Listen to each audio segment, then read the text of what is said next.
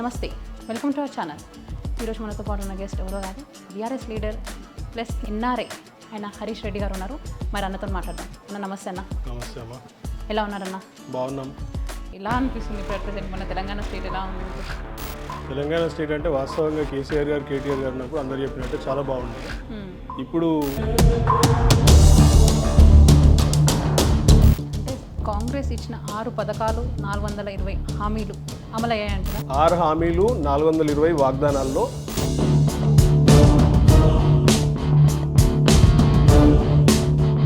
అంటే mega DSC అని exam కూడా కండక్ట్ చేసింది కదన్న లాస్ట్ టైం 6 months బ్యాక్. అవునమ్మా. దాని ఫలితాలు ఏవి? దాని ఇంటర్వ్యూ అయిపోయింది, మన ఎగ్జామినేషన్ కండక్షన్ అయిపోయింది. ఇంటర్వ్యూలు తీసుకొని నియామక పత్రాలు ఇచ్చి వాళ్ళని పంపించిండా లేదా? అంటే బీఆర్ఎస్ ప్రభుత్వం హయాంలో కూడా గ్రూప్ 1 కొంచెం ఇష్యూ అయింది అనేది కూడా తెలిసిన విషయం. మేము కొంత తప్పిదం చేసినందుకే నిరుద్యోగుల్లో విపరీతమైనటువంటి వ్యతిరేకత వచ్చి ఇలా ప్రతిపక్షంలో కూర్చున్నాం. కాళేశ్వరం ప్రాజెక్టు విషయంలో కూడా చాలా కేసులు అయితే అయినాయి. ఇప్పుడు కేసీఆర్ గారి పేరు మీద కూడా కేసు పెట్టినారని కూడా ఇప్పుడు అరెస్ట్ చేస్తామని కూడా అంటున్నారు. మరి అది ఎంతవరకు కరెక్ట్ అంటారు అన్న? అసలు అంత శుద్ధ దండగా అది కూడా అదే. కేసీఆర్ గారిని అరెస్ట్ చేసేంత సీనియర్లకు లేదు. ఇవాళ ఏం చేసిండు? ఒక మేడిగడ్డ దగ్గర 2 పిల్లర్లు కుంగితే ఆ ప్రాజెక్టు మొత్తం 1,00,000 కోట్ల అవినీతి అంటాడు.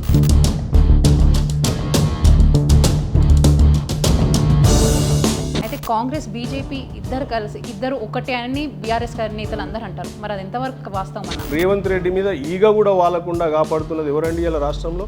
ఒక రఘునందన్ రావు, ఒక బండి సంజయ్, ఒక ధర్మపురి అరవింద్, ఒక కొండా విశ్వేశ్వర రెడ్డి. ఇలా రేవంత్ రెడ్డి గారిని కేటీఆర్ గారు మొన్న ఏదో మాట అన్నారు. హౌలానే ఏదో అన్నాడు. హౌలా పనులు చేసిండు కాబట్టి అడ్డమైన బూతులు తిడతాడు కాబట్టి కేటీఆర్ గారు ఆ మాట అన్నారు.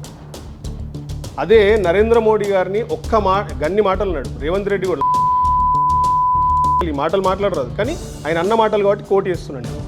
అన్ని మాటలన్నా నరేంద్ర మోడీని అన్నా అమిత్ షాని అన్నా కానీ ఈ బండి సంజయ్ బయటికి రాడు. అయితే ఇప్పుడు స్థానిక సంస్థ ఎలక్షన్స్ పెట్టాలని కూడా మనకు సుప్రీంకోర్టు నుంచి వచ్చేసింది ఆదేశం. కానీ ఇంకా మన ప్రభుత్వం ఎందుకు డిలే చేస్తుంది? నాకున్న అవగాహన మేరకు డిలే ఏం చేయడు. రాబోయే 15-20 రోజులలో పెడుతుంది. దాని నోటిఫికేషన్ రిలీజ్ చేసే అవకాశం ఉందని నాకు అనిపిస్తుంది. ఢిల్లీకి పోయి బీజేపీ మీద ఒక నెపమేసి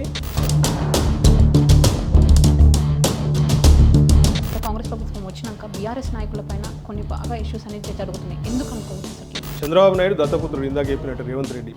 అక్కడ ఎట్లయితే కేసులు పెట్టి అపోజిషన్ని ఇబ్బందులు పెట్టే ప్రక్రియ గడిచినటువంటి 20-30 ఏళ్ళ నుంచి ఎట్లయితే ఆ సంస్కృతి ఉందో, ఆ ఫ్యాక్షనిస్ట్ సంస్కృతి.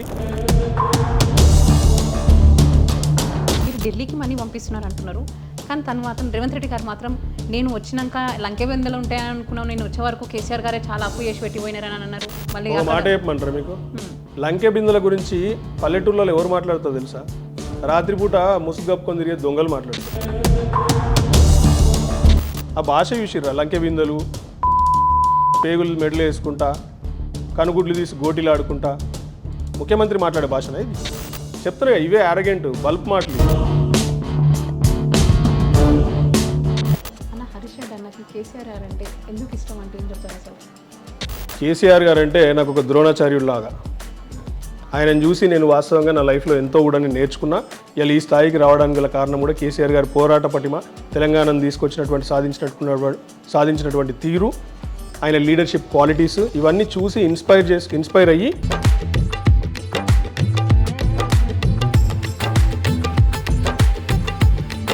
కొన్ని వార్తలు అయితే బయటకు వస్తున్నాయి. బీఆర్ఎస్ బీజేపీతో విలీనం కాబోతుంది అని కూడా వార్తలు బయటకు వస్తున్నాయి కదా, దాని గురించి అంత ట్రాష్. ఎక్కడ ఎవరి ప్రపోజల్ ఏమీ లేదు, మాకంత కర్మవట్లేదు, మాకు అవసరం కూడా లేదు. BRS secular party. ఒకవేళ దేశంలో జమిలీ ఎలక్షన్స్ వస్తే బీఆర్ఎస్ పర్ఫార్మెన్స్ ఎలా ఉండబోతుందన్న? జమిలీ ఎన్నికలు వచ్చినా లేకపోతే దానికి సెపరేట్ ఎన్నికలు వచ్చినా ఏ రకంగా వచ్చినా కానీ బీఆర్ఎస్ సెంచరీ కొట్టబోవడం మాత్రం ఖాయం. కేసీఆర్ గారు ముచ్చటగా 3వ సారి ముఖ్యమంత్రి అవ్వడం కూడా ఖాయం.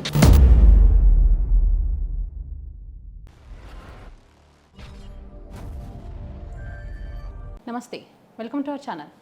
ఈరోజు మనతో పాటు ఉన్న గెస్ట్ ఎవరో కాదు, బీఆర్ఎస్ లీడర్ ప్లస్ ఎన్ఆర్ఐ ఆయన హరీష్ రెడ్డి గారు ఉన్నారు. మరి అన్నతో మాట్లాడదాం. అన్న నమస్తే. అన్న నమస్తే అమ్మా. ఎలా ఉన్నారన్న? బాగున్నాం అన్న. 18 years యూఎస్ఏలో ఉండేసి మన ఇండియాకి వచ్చినప్పుడు ఎలా అనిపిస్తుంది? ఇప్పుడు ప్రజెంట్ మన తెలంగాణ స్టేట్ ఎలా ఉంది మీకు? తెలంగాణ స్టేట్ అంటే వాస్తవంగా కేసీఆర్ గారు కేటీఆర్ గారు ఉన్నప్పుడు అందరు చెప్పినట్టే చాలా బాగుండే. ఇప్పుడు ధ్వంసమైనట్టే కనిపిస్తుంది నాకు. పల్లెల్లో చూసినా అంతే, పట్టణంలో చూసినా అంతే, ఎక్కడ చూసినా కానీ ధ్వంసం అయిపోయింది. తెలంగాణ ముఖ చిత్రం మొత్తం ధ్వంసం అయిపోయింది అన్నట్టు కనిపిస్తుంది. అదర్ దాన్ దట్ హైదరాబాద్లో ఎట్లాగో కొంచెం సిటీ వాతావరణం, అమెరికాకి దగ్గర వాతావరణం కాబట్టి మేము సస్టైన్ కాగలుగుతున్నాము. అయినప్పటికీ ఏంటంటే నేను ఎన్నికల ముందు ఇక్కడ ఒక 3 నెలలు గడిపిన. ఆ 3 నెలలు గడిపినప్పుడు ఎట్లయితే హైదరాబాద్ ఇన్ఫ్రాస్ట్రక్చర్ చాలా మంచిగా క్లియర్గా మంచిగా ఉంటుండేనో అదంతా కూడా ఇప్పుడు నాశనం అయిపోయింది. ఇప్పుడు ఈ వర్షాలకు రోడ్లు మెయింటెనెన్స్ లేదు, ఎక్కడ పడితే అక్కడ గుంతలు, సో ఏది కూడా సరిగ్గా లేదు. అంటే ఇప్పుడు రెయినీ అనేది మనకు వర్షాలు అనేది కామన్, ప్రతి సంవత్సరం వచ్చేది. ఎవరి ప్రభుత్వం ఉన్నా అంటే ఐదర్ కేసీఆర్ గారైనా ఇప్పుడు సీఎం రేవంత్ రెడ్డి గారైనా ఎవరి ప్రభుత్వం ఉన్నది నడుస్తూనే ఉంటుంది వర్షాలు. కేటీఆర్ గారు ఉన్నప్పుడమ్మా మున్సిపల్ శాఖ మంత్రిగా ఉన్నప్పుడు కేటీఆర్ గారు రెయినీ సీజన్ స్టార్ట్ అవుతుందంటే ఒక 3 నెలల ముందే వారు కొన్ని మన మీటింగ్స్ పెట్టి స్థానికంగా ఉన్నటువంటి జిహెచ్ఎంసీ అధికారులను కానివ్వండి, ఐఏఎస్ ఆఫీసర్, కమిషనర్స్ అందరినీ కూడా పిలిపించుకొని మరి రాబోయే రెయినీ సీజన్కి ఎట్లా ప్రిపేర్ కావాలని చెప్పేసి ప్రణాళికలు రచించేవారు. ఇప్పుడు ఇక్కడ ముఖ్యమంత్రి స్వయానా మున్సిపల్ శాఖ మంత్రి, ఆయనే పట్టించుకుంటలేడు, రాష్ట్రాన్ని పట్టించుకుంటాడు, ఒకవైపు హైదరాబాద్ని పట్టించుకుంటలేడు. హైదరాబాద్లో ఎట్లయితే ఆదాయం మీద మాత్రమే దృష్టి పెట్టి మౌలిక వసతులు కల్పించడంలో వదిలేసిండో దాన్ని, అట్లే ఉంది ఇప్పుడు వ్యవస్థ కూడా అంతా. ఏడవైనా కానీ అదే రోడ్ల గుంతలమయము, ఎక్కడ కూడా కన్స్ట్రక్షన్ సరిగా లేదు, రియల్ ఎస్టేట్ డమాల్ అనేది మీకు తెలిసిన విషయమే కదా. సో అట్లుంది పరిస్థితి ఇప్పుడు. అంటే ఇప్పుడు మనకి ముందుగానే అందుకని రేవంత్ రెడ్డి గారు ఇప్పుడు కొత్తగా తీసుకొచ్చారు కదా, ఇప్పుడు 18 నెలల కాలంలో హైడ్రాన్ పేరు మీద కూడా తీసుకొచ్చారు కదా. వర్షం కాలం వచ్చిందంటే ముందుగానే గుడిసెలు వేసుకున్న వాళ్ళకి కూడా ఇబ్బంది కాకుండా హైడ్రాన్ పేరు మీద మొత్తం కూల్చివేసి వాళ్ళని ఒక ప్లేస్కి తీసుకువెళ్ళడం అనేది జరిగింది కదా. మరి దాన్ని ఎలా చూస్తారు అసలు మీరు? హైడ్రా అనేది అందరికీ ఒకే రకంగా పనిచేయాలి. ఇలా హైడ్రా కేవలం పేదవాడి పొట్ట కోసం వాడు కట్టుకున్నటువంటి గూడు ఏదైతే ఉంటుందో వాంది మాత్రమే చెదరగొట్టి, వాంది మాత్రమే గులగొట్టి, పెద్దోడు ఎవడైతుంటాడో బలిసినోడు ఎవడైతుంటాడో వాడిని మాత్రం ఏమీ అంటలేదు, టచ్ కూడా ఇస్తలేడు. ఇలా స్వయాన రేవంత్ రెడ్డి గారి సొంత అన్నగారైనటువంటి తిరుపతి రెడ్డి గారి ఇల్లే ఎఫ్టీఎల్ ఉంది, దుర్గం చెరువు ఎఫ్టీఎల్. ఆయన ఇల్లు ఎందుకో కూల్చాడు మరి హైడ్రా. కేవలం ఎందుకో ఆ మూసీ నది పక్కన పాపము చాలని జీవితాలతో గడుపుతున్నటువంటి వాళ్ళే మాత్రం ఎందుకు కూల్స్తున్నాడు? దుర్గం చెరువు ఎఫ్టీఎల్ ఉన్నటువంటి తిరుపతి రెడ్డి ఇల్లు కూల్చాలి, పొంగులేటి శ్రీనివాసరెడ్డి మంత్రి గారిది ఇల్లు కూల్చాలి, తర్వాత కేవీపీ రామచంద్రరావు గారు కూడా, వీళ్ళంతా కాంగ్రెస్ నాయకులు ఇండ్ల జోలికి హైడ్రా పోదు. కేవలం పేద ప్రజలు ఎవరైతే హైదరాబాద్లో ఉన్నారో వాళ్ళ ఇండ్ల మీద మాత్రమే హైడ్రా పోతుంది. అలా ఇది జగమెరిగిన సత్యం. ఇలా అంటే మూసి ప్రక్షాళన చేసి మంచి ఒక మూసి సుందరీకరణ చేస్తాను కూడా అన్నారు కదన్న. మరి ఏడాది దాటింది ఇప్పటికి తల్లి, ఏడాది నుంచి ఇప్పటిదాకా ఏమన్నా అప్డేట్ ఉందా దాని మీద? మూసీ రీజువనేషన్ ప్రాజెక్టు, మూసీని మొత్తం అందులో ఉన్నటువంటి వ్యర్థాలని చెత్తను తొలగించి మరి మేము మూసీని బాగు చేస్తాము, సుందరీకరణ చేస్తాము, కొందరు ఎమ్మెల్యేని ఎంపీలని కూడా అటు కొరియాకి అటు ఇటు పంపించిండు. ఏమైంది దాని ఫలితము? మరి ఏడాదాకా అతిగతి లేదు. దానికి కేటాయింపులు ఏం జరిగినాయి? ఆ మధ్య 1,60,000 కోట్లు అన్నాడు. 1,60,000 కోట్లు ఒక నదిని ప్రక్షాళన చేయడానికి పెడితే ఇలా రాష్ట్రంలో రైతులకు ఇచ్చినటువంటి హామీలు ఏడబోతే, దళితులకు ఇచ్చినటువంటి హామీలు, బీసీలకు, నిరుద్యోగులకు ఇచ్చినటువంటి హామీలన్నింటినీ ఎవరు పట్టించుకోవాలి? సో ఇవన్నీ కూడా మూర్ఖత్వపు నిర్ణయాలు అయినాయి. ఆయనకు వాస్తవానికి అడ్మినిస్ట్రేషన్ నాలెడ్జ్ లేదు, పరిపాలనా అనుభవం ఎటువంటిది కూడా లేదు రేవంత్ రెడ్డికి. ఎట్లా దోస్తే అట్లా చేసుకుంటూ పోతున్నాడు. ఎదురొచ్చిన వాళ్ళని బండబూతులు తిట్టుడు, లేకపోతే జైల్లో పెట్టుడు, అంతే తప్ప ఇంతవరకు ఇక్కడ ఒక్కటంటే ఒకటి కూడా పనికొచ్చే పని చేస్తలేడు ఈ రాష్ట్రంలో. అంటే కాంగ్రెస్ ఇచ్చిన 6 పథకాలు 420 హామీలు అమలయ్యాయంటారా? 6 హామీలు 420 వాగ్దానాల్లో ఒక్క అరహామీ కూడా కాలేదు. వాళ్ళు చేసిందల్లా ఏంది? బస్సులలో మహిళలకు ఇచ్చేది మాత్రం ఒకటి అమలైంది, అది అరహామీ కిందకే వస్తుంది. ఆ అరహామీ కూడా బస్సులలో మహిళలకు ఫ్రీ ఇచ్చుకుంటా పురుషులకు పెద్ద రేట్లు పెంచిండా లేదా? ఇటీవల కాలంలో మహిళలకు కూడా సీట్లు లేకుండా, బస్సులు ఆపకుండా వాళ్ళకు మధ్యలో పంచాయతీ పెట్టిండు. వాళ్ళని కూడా సరిగా చూస్తలేవు. ఇచ్చిన ఒక అరహామీ కూడా సరిగా చేయకపోయా. 500 రూపాయల సిలిండర్ అనేది ఏడుంది ఇంతవరకు? చాలా మంది, లక్షల మందికి అలా ఆ డబ్బులు వాపసు వస్తే వాళ్ళ బ్యాంక్ అకౌంట్లో పడతలేవు. ఫస్ట్ ఏడాదిలోనే నిరుద్యోగులకు శటగోపం పెట్టిండు. ఏం చేసిండు ఆయన? వచ్చిన మొదటి ఏడాదిలోనే 2 లక్షల ఉద్యోగాలు భర్తీ చేస్తా అన్నాడు. కేసీఆర్ ఇచ్చినటువంటి 50,000 60,000 ఉద్యోగాలు ఆయన నోటిఫికేషన్లు కండక్ట్ చేసి ఇంటర్వ్యూలు చేసినటువంటి వాటికే నియామక పత్రాలు ఇచ్చి ఆ ఉద్యోగాలు ఈయన క్రెడిట్లో వేసుకుంటుండు. అంతకుమించి ఏమైనా చేసిండమ్మా ఈ రాష్ట్రానికి? అంటే మెగా డిఎస్సీ అని ఎగ్జామ్ కూడా కండక్ట్ చేసింది కదన్న లాస్ట్ టైం 6 months బ్యాక్. అవునమ్మా, దాని ఫలితాలు ఏవి? దాని ఇంటర్వ్యూ అయిపోయింది, మన ఎగ్జామినేషన్ కండక్షన్ అయిపోయింది. ఇంటర్వ్యూలు తీసుకొని నియామక పత్రాలు ఇచ్చి వాళ్ళని పంపించిండా లేదా? అది కావాలి కదా మనకి. మరి అది ఏది? దాని ఎండ్ రిజల్ట్ అనేది కనబడాలి కదా. ఈ గ్రూప్ 1 ఎగ్జామ్ ఏమైంది ఇలా? గ్రూప్ 1 ఎగ్జామ్ ఏడమైంది ఇలా? దాని రిజల్ట్ ఏది? ఎన్నేళ్ల కింద కండక్ట్ చేసింది గ్రూప్ 1 ఎగ్జామ్? ఇవన్నీ ఉండాలి కదా, చర్చకు రావాలి కదా. అంటే ఈ గ్రూప్ 1 ఎగ్జామ్ వచ్చిందని అన్నారు కాబట్టి అంటే బీఆర్ఎస్ ప్రభుత్వం హయాంలో కూడా గ్రూప్ 1 కొంచెం ఇష్యూ అయింది అనేది కూడా తెలిసిన విషయమే. మరి దానికి మీరు మీ బీఆర్ఎస్ ప్రభుత్వం ఆ రోజు మేము కొంత తప్పిదం చేసినందుకే నిరుద్యోగుల్లో విపరీతమైనటువంటి వ్యతిరేకత వచ్చి ఇలా ప్రతిపక్షంలో కూర్చున్నాం. మరి మీరు వాళ్ళకి చేసినటువంటి వాగ్దానాలు ఇలా ఎందుకు నెరవేర్చలేకపోతుర్రు? మేము ఇలా ప్రతిపక్షంలో ఉన్నాం, మీరు కదా అధికారంలో ఉన్నది, మీ మీద కదా బాధ్యత ఉన్నది. ఇలా ప్రభుత్వం నడిపేది మీరు. ఇచ్చినటువంటి వాగ్దానం వేయడమైంది 2 లక్షల ఉద్యోగాలు. దాని గురించి అతిగతి ఉండదు. డైవర్షన్ టాక్టిక్స్ ఈ మధ్య ప్రతిదీ స్కామ్ అయిపోయింది. కేసీఆర్ గారు చేసినటువంటి ప్రతి దాంట్లో కూడా ఏదో స్కామ్ ఉంది, అన్నుంది, ఇది ఉంది, అది ఉంది అనుకుంటా లేనిపోయిన అబాండాలేసుడు, డైవర్షన్ టాక్టిక్స్, ప్రజల్ని దృష్టి మరల్చే కార్యక్రమాలు. ఆయన ఇచ్చినటువంటి ఎక్కడ దృష్టి మరల్చకపోతే ఏమైంది, ప్రజల్లో ఒక భావన వస్తుంది, అరే మా 6 హామీలు 420 వాగ్దానాలు చేసిండు మనకు, రైతులకు ఇస్తానటువంటి రైతు బంధు, రైతు భరోసా, అది 24 గంటల ఉచిత కరెంటు, లేకపోతే రుణమాఫీ, ఇవన్నీ గుర్తుకొస్తాయి జనాలకి. దృష్టి మరల్చే కార్యక్రమం చేయకపోతే దానికోసమే దృష్టి మరల్చే కార్యక్రమాలు చేస్తున్నాడు. అంతకుమించి ఏం చేస్తున్నాడు ఈ రాష్ట్రంలో? 2,10,000 కోట్ల అప్పు తీసుకొచ్చిండు గడిచినటువంటి 20 నెలల్లో. మళ్ళీ ఈ డబ్బులు కూడా 2,10,000 కోట్లు ఈడబెట్టిండు. ఒక కాళేశ్వరం లాంటి ప్రాజెక్టు కట్టిండా కేసీఆర్ లెక్క? భగీరథ ఏడమైంది, కాకతీయ ఏడమైంది. ఆ రోజు కేసీఆర్ కట్టినటువంటి ప్రాజెక్టులో ఒక్క ప్రాజెక్ట్ అని కట్టిండా, మెయింటెనెన్స్ చేస్తుండే? కేసీఆర్కి ఇట్లా అయిపోయినాయి లేదా? ఇది వాస్తవం కదా. రైతు బీమా, రైతు అకాల మరణం చెందితే వాళ్ళ కుటుంబానికి ఆసరా అయ్యే 5 లక్షల రూపాయలు ఇన్సూరెన్స్ పాలసీ, అది ఎల్ఐసికి ప్రీమియం కట్టుడు బంద్ చేసిండు. అంటే రైతులందరూ ఇలా ఆగమైపోయినారు. సో ఇట్లా చెప్పుకుంటూ పోతే ఆయన మొత్తం పాలన అంతా కూడా అస్తవ్యస్తం, అయోమయం, అవినీతిమయం. అంటే కాళేశ్వరం ప్రాజెక్టు విషయంలో కూడా చాలా కేసులు అయితే అయినాయి. ఇప్పుడు కేసీఆర్ గారి పేరు మీద కూడా కేసు పెట్టినారని కూడా, ఇప్పుడు అరెస్ట్ చేస్తామని కూడా అంటున్నారు. మరి అది ఎంతవరకు కరెక్ట్ అంటారన్న? అసలు అదంతా శుద్ధ దండగం. అది కూడా అదే ప్రజల దృష్టి మరల్చే కార్యక్రమం తప్ప కేసీఆర్ గారిని అరెస్ట్ చేసేంత సీన్ వీళ్ళకి లేదు. కేసీఆర్ గారు ఏమీ తప్పు చేయలేదు. అరెస్ట్ చేస్తే అంత సీన్ ఉండదు ఫస్ట్ ఆఫ్ ఆల్. రెండో విషయం ఏంటంటే, ఇలా కాళేశ్వరం మీద వేసినటువంటి కమిషన్ రిపోర్ట్ మొన్న వచ్చింది, పీసీ ఘోష్ రిపోర్ట్. ఆ రిపోర్టు మీద నిన్న మా మాజీ మంత్రి హరీష్ రావు గారు తెలంగాణ భవన్లో ఒక ప్రెజెంటేషన్ ఇచ్చారు. ఆ రిపోర్ట్, ఘోష్ రిపోర్ట్ ఏదైతే ఉందో అది ట్రాష్, దానిలో ఏమీ లేదు. కాంగ్రెస్ బీజేపీ కలిసి వడ్డించినటువంటి అది ఒక రిపోర్టు తప్ప దాంట్లో నిజాలు అసలు లేనే లేవు. 665 పేజీల రిపోర్ట్ని కేవలం 65 పేజీలు 10% మాత్రమే బయట పెట్టారు. మిగతా 550 పేజీలు కూడా పెట్టురు. మీరు పెట్టి ఇలా అసెంబ్లీ పెట్టురు. మీరు అసెంబ్లీని కండక్ట్ చేయండి. హరీష్ రావు గారు చెప్పినట్టు చీల్చి చెండాడుతారు మిమ్మల్ని. ఇలా ఒక్క నిమిషం అమ్మా, ఇది ఒకటి ఇంపార్టెంట్ సబ్జెక్ట్. కాళేశ్వరం ప్రాజెక్ట్ అనేది కేవలం ఒకటే మేడిగడ్డ బ్యారేజ్ కాదు. దానిలో చాలా బ్యారేజ్లు ఉన్నాయి. తర్వాత అండర్ గ్రౌండ్ కెనాల్ నెట్వర్క్ ఉంది, రెగ్యులర్ కెనాల్స్ నెట్వర్క్ ఉంది, పంప్ హౌజ్లు ఉన్నాయి, బాహుబలి పంప్ హౌజ్ లెక్క లిఫ్టింగ్ స్టేషన్లు ఉన్నాయి, వాటర్ లిఫ్టింగ్ చాలా ఉంటాయి దాంట్లో. అదొక పెద్ద సమూహారం అది. ఇవాళ ఏం చేసిండు, ఒక మేడిగడ్డ దగ్గర 2 పిల్లర్లు కుంగితే ఆ ప్రాజెక్ట్ మొత్తం 1,00,000 కోట్ల అవినీతి అంటాడు. మేడిగడ్డలో 2 పిల్లర్ని రిపేర్ చేయడానికి అయ్యే కాస్ట్ ఎంత తెలుసా? 200 నుంచి 300 కోట్లు. అది కూడా ఆ కాంట్రాక్టర్ భరిస్తా అన్నాడు. ఎందుకు రిపేర్ చేయనిస్తలేడు రేవంత్ రెడ్డి? కాళేశ్వరంలో ఏం అవినీతి ఉంది అసలు చూపించాలి కదా అవినీతి ఏందనేది. ఆ రిపోర్ట్లో అంతా కేసీఆర్ గారు చేసిండ్రు, అది చేసిర్రు అని చెప్పేసి అంటారు కదా. అది కూడా బయట పెట్టలేదు వీళ్ళే. అది రిపోర్ట్ బయటికి రాకముందే కాంగ్రెస్ వాళ్ళు రన్నింగ్ కామెంటరీ చేస్తున్నారు, మంత్రులు, ఎమ్మెల్యేలు, ముఖ్యమంత్రి గారితో సహా. రిపోర్ట్ బయట పెట్టురు, నిజమేందో తెలుస్తుంది, నిజాలు బయటకు వస్తాయి. అయితే మీరు అంటున్నారు ఇప్పుడు కాంగ్రెస్ బీజేపీ కలిసి ఆ రిపోర్ట్స్ బయటికి రానిస్తలేని. అయితే కాంగ్రెస్ బీజేపీ ఇద్దరు ఒకటే అని బీఆర్ఎస్ గారి నేతలు అందరూ అంటారు. మరి అది ఎంతవరకు వాస్తవం అన్న? నిజమే కదా. ఇలా రేవంత్ రెడ్డి గారికి అత్యంత సన్నిహితులు, రేవంత్ రెడ్డి మీద ఈగ కూడా వాలకుండా కాపాడుతున్నది ఎవరండి ఇలా రాష్ట్రంలో? ఒక రఘునందన్ రావు, ఒక బండి సంజయ్, ఒక ధర్మపురి అరవింద్, ఒక కొండ విశ్వేశ్వర్ రెడ్డి. ప్రతిదానికి రేవంత్ రెడ్డిని వెనకాలేసుకొని రేవంత్ రెడ్డి చేసేది అద్భుత, అంతకుమించి ఇంకెవడు పరిపాలన చేయడు అని చెప్పేసి అనేది ఎవరు ఇవ్వాల? మరి ఇలా రేవంత్ రెడ్డి గారిని కేటీఆర్ గారు మొన్న ఏదో మాట అన్నారు, హౌలానే ఏదో అన్నాడు, హౌలా పనులు చేసిండు కాబట్టి అడ్డమైన బూతులు తిడతాడు కాబట్టి కేటీఆర్ గారు ఆ మాట అన్నారు. అదే నరేంద్ర మోడీ గారిని గన్ని మాటలు అన్నాడు రేవంత్ రెడ్డి కూడా, లాగులో తొండ చూపిస్తా అన్న కాడి నుంచి ఈ మాటలు మాట్లాడరాదు, కానీ ఆయన అన్న మాటలు కాబట్టి కోటి చేస్తున్నాను నేను. అన్ని మాటలన్నా నరేంద్ర మోడీని అన్నా, అమిత్ షాని అన్నా కానీ ఈ బండి సంజయ్ బయటికి రాడు.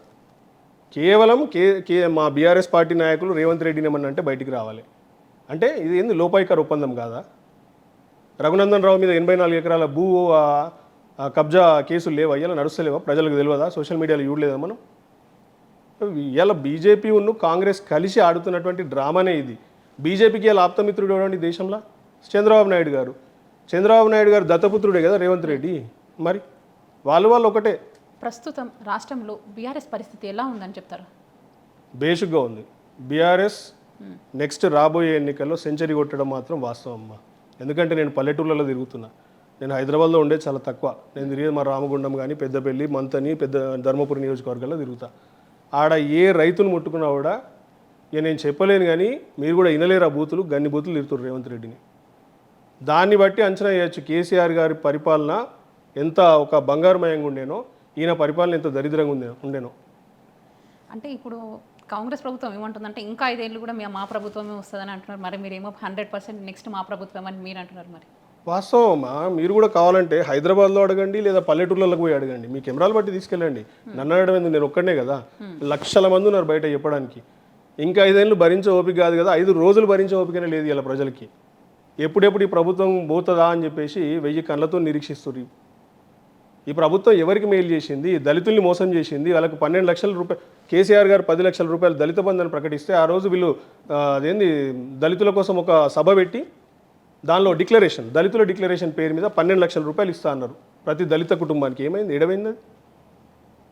ఇలా బీసీని 42% రిజర్వేషన్లు కల్పిస్తా అన్నారు. ఏడమైంది? డ్రామా. సుప్రీంకోర్టులో చెల్లుతుందా 42% రిజర్వేషన్లు బీసీలకి? ఆల్రెడీ ఎస్సీలకు, ఎస్టీలకు, మైనారిటీలకు ఇచ్చినాక ఆల్రెడీ సుప్రీంకోర్టు గైడ్లైన్స్ ప్రకారము కాన్స్టిట్యూషనల్ రాజ్యాంగబద్ధంగా 50% రిజర్వేషన్లు దాటద్దని ఈ దేశంలో ఒక లా ఉంది. ఆ లా ఎవరు? రేవంత్ రెడ్డి తీస్తే పోతుంది. రేవంత్ తెలంగాణ అసెంబ్లీలో పోతుంది. అది కేంద్రంలో ఉన్నటువంటి పాలకులు చేయాలి. అది అవన్నీ తెలిసినా కూడా ప్రజల బీసీల చెవుల్లో పువ్వులు పెట్టి ఇలా ధర్నా అనేది ఒక డ్రామా చేసుకుంటా నాటకాలు ఆడుతున్నారు. వీళ్ళు బీసీలకు షటకోపం పెట్టారు, నిరుద్యోగులకి, మహిళలకి 2500 రూపాయలు ఇస్తా అన్నారు. అయ్యోనాడు అత్తకు 4000 పింఛన్ ఇస్తాము, కోడలికి 2500 రూపాయలు, అంటే 6500 రూపాయలు ఇస్తా అన్నాడు. వికలాంగులు పాపం గాళ్ళని కూడా మోసం చేయవచ్చా? వాళ్ళని కూడా కాళ్ళు చేతులు లేని అభాగ్యుల్ని వాళ్ళకు కూడా 6000 రూపాయలు పెన్షన్ అన్నాడు. అది కూడా అతిగతి లేదు. అయితే ఇప్పుడు స్థానిక సంస్థ ఎలక్షన్స్ పెట్టాలని కూడా మనకు సుప్రీంకోర్టు నుంచి వచ్చేసింది ఆదేశం. కానీ ఇంకా మన ప్రభుత్వం ఎందుకు డిలే చేస్తుంది అసలు? నాకున్న అవగాహన మేరకు డిలే ఏం చేయడు. రాబోయే 15-20 రోజులలో పెడుతుంది. దాని నోటిఫికేషన్ రిలీజ్ చేసే అవకాశాలు ఉన్నాయని నాకు అనిపిస్తుంది. ఢిల్లీకి పోయి బీజేపీ మీద ఒక నెపమేసి మేము ఈడ బిల్ పాస్ చేసి అసెంబ్లీలో ఢిల్లీకి పంపించినాము బీసీ రిజర్వేషన్లది, మీరు ఏం నిర్ణయం తీసుకుంటలేరు అని చెప్పేసి వాళ్ళ మీద నెపమేసి ఈడికి వచ్చి చేతులు ఎత్తి నా వల్ల కాదు ఇక ఢిల్లీ చేతిలో పెట్టినా నేను, సో ఇప్పుడు పోయినసారి ఉన్నటువంటి రిజర్వేషన్ల మీదనే స్థానిక సంస్థల ఎన్నికలకు పోదామని అంటాడు. ఖచ్చితంగా ఇదే జరుగుతుంది ఇంకో వారం 10 రోజుల్లో. అంటే ఇప్పుడు అన్నారు మీరు బీసీ రిజర్వేషన్లో ఆర్డినెన్స్ కూడా పాస్ అయినట్టు కూడా చెప్పేసినా, మనకు ఆర్డినెన్స్ వచ్చేసింది అంతా. ఇప్పుడు వచ్చేది కూడా కేంద్రం నుంచే రావాలి, కానీ మన నాన్న నుంచి అయితే నేను చేసేది అంతా చేసినాను. ఇప్పుడు కేంద్రం తెలంగాణ రాష్ట్రం కోసం చేయరు కదా. కేంద్రం చేసినా రాష్ట్రం చేసినా ఎవరు చేసినా కానీ సుప్రీంకోర్టులో ఒక్కరి కేసు వేసినా నిలవదు కదా. ఇది ఎట్లా నిలుస్తుంది చెప్పండి? దొంగది ఇదంతా, దొంగ ప్రభుత్వాలు ఇవి. బీసీలను అన్యాయంగా మోసం చేస్తున్నారు. బీసీల పేరు చెప్పుకొని అన్యాయంగా మోసాలు చేస్తున్నారు తప్ప ఇలా జరిగేది ఏమీ లేదు. అంతా పైన డ్రామా. అది బీసీలకు కూడా అర్థమైపోయింది. అయితే అన్న మీరు ఇప్పుడు 18 years అక్కడ యూఎస్ఏలో ఉన్నారు. అక్కడ విదేశీ రాజకీయాలకు మన తెలంగాణలో ఉన్న రాజకీయాలకు ఏమైనా తేడా అనిపిస్తుంది అసలు మీకు? చాలా తేడా ఉంటుంది. ఆస్మాన్ జమీన్ ఫరక్ ఉంటుంది. ఏ విధంగా? విదేశీ రాజకీయాలు కొంచెం డిగ్నిఫైడ్ ఉంటాయమ్మా. ఇట్లా రోడ్ల మీద మనము బ్యానర్లు పెట్టుకొని డీజేలు చేసుకుంటా బైక్ ర్యాలీలు అవి మన్ను మశాను ఒకరిని డిస్టర్బ్ చేయరు అక్కడ. ఈడ ఆ ర్యాలీలు ప్రచారం కాంచెలు డిస్టర్బెన్స్ మొదలైందనంటే ఓట్లు రిగ్గింగ్ చేసేదాకా, ఓటుకు పైసలు ఇచ్చేదాకా ప్రతి దాంట్లో ఈడ అక్రమము, అన్యాయము, అవినీతి. ఇలా ఏ ఒక్క ఎమ్మెల్యే కానీ లేకపోతే ఏ ఒక్క ఎంపీ కానీ దేశంలో డబ్బులు వంచకుండా గెలుస్తారండి? నాకు అర్థం కాదు. అమెరికాలో అట్లా ఉండదు. $1 ఇయ్యరు, ఏమి ఇయ్యరు. స్వచ్ఛందంగా నువ్వే పోవాలి. ఓటు నీ బాధ్యత. ఇక్కడ బాధ్యత కాదు. ఇక్కడ ఓటేసిన ఎవరైనా పోయి నాయకుడి ఇంటి ముందట పోయి నా రోడ్ ఎందుకు బాగలేరా అంటే ఆ గుండాలను పెట్టి కొట్టిస్తాడు ఎమ్మెల్యే అంటాడు. అక్కడ అట్లా ఉండదు. కేసు కూడా వేయవచ్చు. చాలా చాలా డిఫరెన్స్ ఉంటాయి. ఎందుకంటే అవన్నీ అభివృద్ధి చెందిన దేశాలు కదా, మనం ఇంకా అభివృద్ధి చెందుతున్నటువంటి దేశం. సో మనం ఆడికి పోవాలంటే ఇంకొక 20-30 ఏళ్ళు పడుతుంది. ప్రజల్లో కూడా చాలా చైతన్యం రావాలి. ఓటుకు నోటు తీసుకోవడం అనేది, ఓటుకు నోటు తీసుకున్న వాళ్ళు ముఖ్యమంత్రులు చేయడం అనేది సంస్కృతి ఆగిపోవాలి.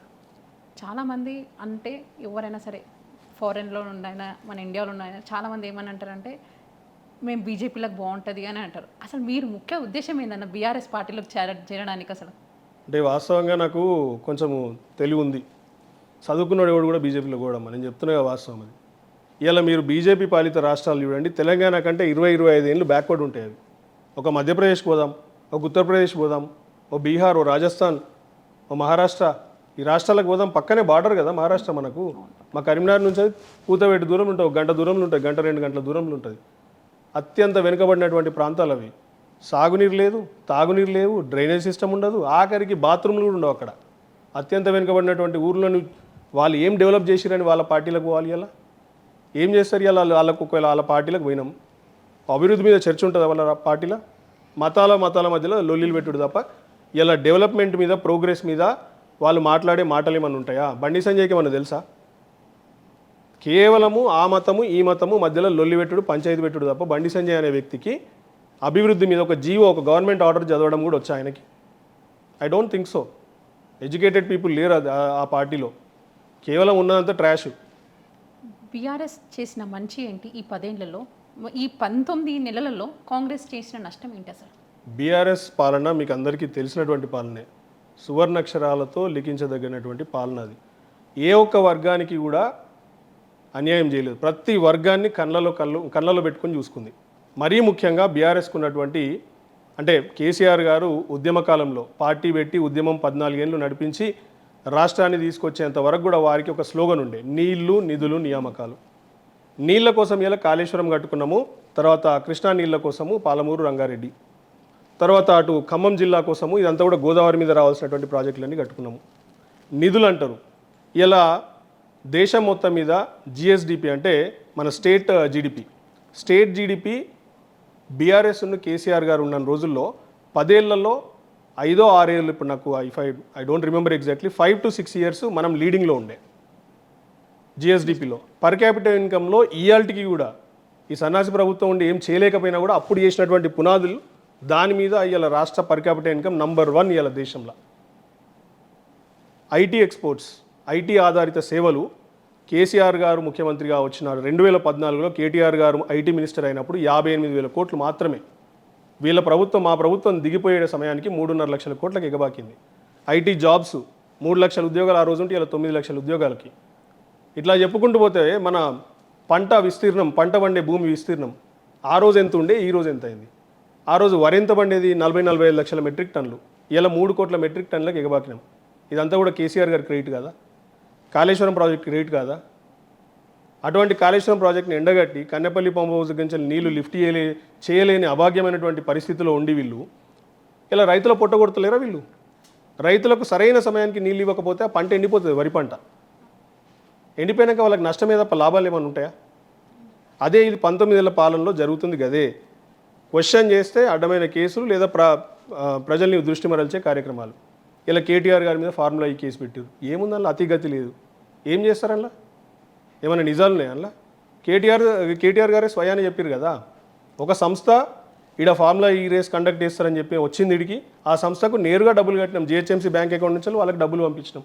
దానిలో కేసు ఏముంటుంది, కాకరికి ఏముంటుంది? అన్నీ ఇవే ముచ్చట్లు, పనికిరాని చెత్త ముచ్చట్లు, ప్రజల దృష్టి మరల్చే ముచ్చట్లు తప్ప ఏది కూడా ఈ రాష్ట్రానికి పనికి వచ్చేది, రాష్ట్ర ఆదాయం మెరుగుపరిచేది ఏది లేదు గడిచినటువంటి 19 నెలల కాలంలో. అంటే ఇప్పుడు రేవంత్ రెడ్డి గారి ప్రభుత్వం వచ్చినాక, అంటే కాంగ్రెస్ ప్రభుత్వం వచ్చినాక బీఆర్ఎస్ నాయకులపైన కొన్ని బాగా ఇష్యూస్ అనేది జరుగుతున్నాయి. ఎందుకు అనుకోవచ్చు అసలు? అంటే వాళ్ళు ఒకటి నేర్చుకున్నారమ్మా ఈ మధ్య. చంద్రబాబు నాయుడు దత్తపుత్రుడు, ఇందాక చెప్పినట్టు రేవంత్ రెడ్డి. అక్కడ ఎట్లయితే కేసులు పెట్టి అపోజిషన్ని ఇబ్బందులు పెట్టే ప్రక్రియ గడిచినటువంటి 20-30 ఏళ్ళ నుంచి ఎట్లయితే ఆ సంస్కృతి ఉందో, ఆ ఫ్యాక్షనిస్ట్ సంస్కృతి, దాన్ని అలవర్చుకొని ఇక్కడ తెలంగాణలో ఇంప్లిమెంట్ చేస్తున్నాడు. ఇలా కాళేశ్వరం ప్రాజెక్టు నడిస్తే ఏమవుతుంది? దానిలో నుంచి వచ్చే నీటిలో కేసీఆర్ గారి ముఖం కనిపిస్తుంది రైతులకు. ప్రతి ఒక్కరు ఏమనుకుంటారు? కేసీఆర్ ఉన్నప్పుడే ఈ కాలువలు తవ్విపించిండు, ఈ కాలువలు నింపించిండు, కాళేశ్వరం చల్లగుండా, ఆయన కడుపు చల్లగుండా అని చెప్పి మాట్లాడుకుంటారు రైతులంతా.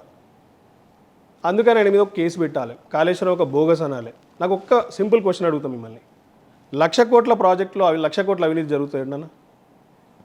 ప్రాజెక్టు స్పెండ్ చేసిన క్యాపిటల్ ఎక్స్పెండిచరు 88,000 కోట్లు కేసీఆర్ గారు దిగిపోయే సమయానికి.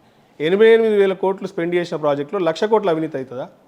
మరి రేవంత్ రెడ్డికి, రాహుల్ గాంధీకి ఏమన్నా కొంచెమన్నా ఉండాలన్నా వద్దా? మేడిగడ్డ దగ్గర కుంగింది 2 పిల్లర్లు, దానికి అయ్యే కాస్ట్ 250 crores. దానిలో 1,00,000 కోట్ల అవినీతి. కూలేశ్వరం అని ఒకడు, తలకే తక్కువ. వీళ్ళంతా కూడా ఇవ్వనికి కూడా, ఈ సన్నాసులకు ఇవ్వనికి బ్రెయిన్ లేదు వాస్తవానికి. చెప్పుకుంటూ పోతే కేటీఆర్ గారి మీద కేసు, హరీష్ రావు గారి మీద కేసు, కవిత గారి మీద కేసు, ఈ బీఆర్ఎస్ పార్టీ నా మీద 10 కేసులు ఉన్నాయి ఇప్పటికి. అమెరికాలో ఉండి నేను ఇట్లా మాట్లాడితే నా మీద 10 కేసులు పెట్టారు. నేను దిగినో లేదో ఎయిర్పోర్ట్లో నన్ను పక్కకు తీసుకుపోయారు. నీ మీద కేసు ఉంది అని చెప్పేసి పక్క తీసుకపోతే నా హైకోర్టు జడ్జిమెంట్ చూసి బాజాప్తా మీరు ఎవడు ఆపలేడు నన్ను అని చెప్పేసి ఎయిర్పోర్ట్ బయటకు వచ్చాను నేను. మాట్లాడితే ప్రశ్నిస్తే కేసులు అంతే తప్ప వీళ్ళకి చేతలైంది ఏది లేదు. మనం అడిగిన దానికి జవాబు చెప్పే అంత సీన్ లేదు వీళ్ళకి. టీవీలలో మా బీఆర్ఎస్ పిల్లలు కానీ మా బీఆర్ఎస్ నాయకులు కానీ మాట్లాడితేనే వీళ్ళు దడుచుకుంటారు, పారిపోతారు. అట్లుంది వీళ్ళ వ్యవస్థ. అంటే బీఆర్ఎస్ లీడర్స్ల మీద చాలా వచ్చి కేసులు పెట్టినాక కూడా వాళ్ళు మళ్ళీ బయటికి వచ్చినాక కూడా అంటున్నారు మేము ఎటువంటి తప్పు చేయకుండా కానీ ఈ కాంగ్రెస్ ప్రభుత్వం ఇలా చేస్తుందని కూడా మళ్ళీ వాళ్ళు ప్రూఫ్తో సహా చూపిస్తున్నారు. అంతే, నేను కూడా అదే, నా దగ్గర కూడా బొచ్చడు ప్రూఫ్లు ఉన్నాయి. ఇలా ప్రజాస్వామ్య దేశంలో ప్రాథమిక హక్కు, ప్రజలకు ఇచ్చే ప్రాథమిక హక్కు ఏంది? Freedom of expression, freedom of speech. Article 20 or 21 if I'm not wrong. మరి మేము freedom of speech, freedom of expression వాడుకొని ఈ ప్రభుత్వం చేస్తున్నటువంటి అక్రమాలు, అన్యాయాలపై గొంతెత్తితే మమ్మల్ని గొంతు నొక్కే ప్రయత్నం, కేసులు పెట్టి ఇబ్బంది పెట్టడం, ఇది ప్రజాస్వామ్యమా, నియంతృత్వమా? అట్లా చూసుకుంటూ పోతే ప్రతి ఒక్కరి మీద కేసులు పెట్టవచ్చు. రేపు నా ఇంటి పక్కన డ్రైనేజ్ సరిగా లేదంటే కూడా నా మీద కేసు పెడతారు. రేవంత్ రెడ్డి ప్రభుత్వం అందుకే తప్ప దేనికి పనిచేస్తలేదు ఇక్కడ. మీరు ఇందాక ఒక పాయింట్ అన్నారు హైడ్రా అని, దాని గురించి చెప్పాలి ఒకటి. ఎందుకంటే హైదరాబాద్లో ఉన్నారు కాబట్టి చెప్తున్నా. ఈరోజు హైడ్రా వల్ల పేదల పొట్టగొట్టి పెద్దల్ని ఎట్లా కాపాడుతున్నారో మీకు అర్థమయ్యేటట్టు చెప్తా. ఇలా ఇదే తెల్లాపూర్ ఉంది, మీరు వచ్చిన జాగా నల్లగండ్ల ఉంది, ఫైనాన్షియల్ డిస్ట్రిక్ట్ కోకాపేటు. ఇక్కడ బడా బిల్డర్లు 50 అంతస్తులు 60 అంతస్తుల బిల్డింగ్లు కడుతున్నారు. వీళ్ళందరికీ రేవంత్ రెడ్డి వచ్చిన మొదటి వారంలోనే వాళ్ళ తమ్ముడు కొండాల రెడ్డి లేదా అన్న తిరుపతి రెడ్డి ఫోన్లు చేసి ఎప్పుడు కలుస్తున్నారు మమ్మల్ని అంటారు డైరెక్ట్. ఎందుకు కలవాలి మిమ్మల్ని బిల్డర్? ఎందుకు కలవాలి? నాకు అర్థం. ఆయనకు పర్మిషన్లు ఉన్నాయి, మున్సిపాలిటీ పర్మిషన్ ఉంది, ఫైర్ వాళ్ళ పర్మిషన్ ఉంది, అందరి ఉన్నాక కూడా ఎందుకు కలవాలి? నేను కలవలేయాలి మొదట్లో. తర్వాత ఏం చేసిండు, వీళ్ళు ఎట్లా కలవరు అని చెప్పి ఛాలెంజ్ చేసి హైడ్రా అనేది తీసుకొచ్చిండు. వెంటనే వాళ్ళ పాపం ఒక నాగార్జున ఎవరిదో కన్వెన్షన్ సెంటర్లో కొట్టి వీళ్ళందరూ భయపడి క్యూ కట్టిరు. స్క్వేర్ ఫుట్ కింద అని ఇప్పుడు దందా వసూలు చేస్తున్నాడు. ఆ స్క్వేర్ ఫుట్ కింద అని వసూలు చేసినటువంటి డబ్బులే ఇలా ఢిల్లీకి పంపించి కప్పం కట్టి ఆయన పదవి కాపాడుకుంటున్నాడు. అంతే తప్ప ఆయనకి ఇంకొక విషయ పరిజ్ఞానం లేదు, అడ్మినిస్ట్రేటివ్ నాలెడ్జ్ లేదు, ఏమీ లేదు. మీరు ఢిల్లీకి మనీ పంపిస్తున్నారు అంటున్నారు, కానీ తను మాత్రం రేవంత్ రెడ్డి గారు మాత్రం నేను వచ్చినాక లంకె బిందెలు ఉంటాయని అనుకున్నాను, నేను వచ్చే వరకు కేసీఆర్ గారే చాలా అప్పు చేసి పెట్టి పోయినారని అన్నారు. మళ్ళీ ఒక మాట చెప్పమంటారా మీకు? లంకె బిందెల గురించి పల్లెటూర్లలో ఎవరు మాట్లాడుతారో తెలుసా? రాత్రిపూట ముసుగు కప్పుకొని తిరిగే దొంగలు మాట్లాడుతారు. లంకె బిందెల కోసం ఎవరు వెతుకుతారమ్మా?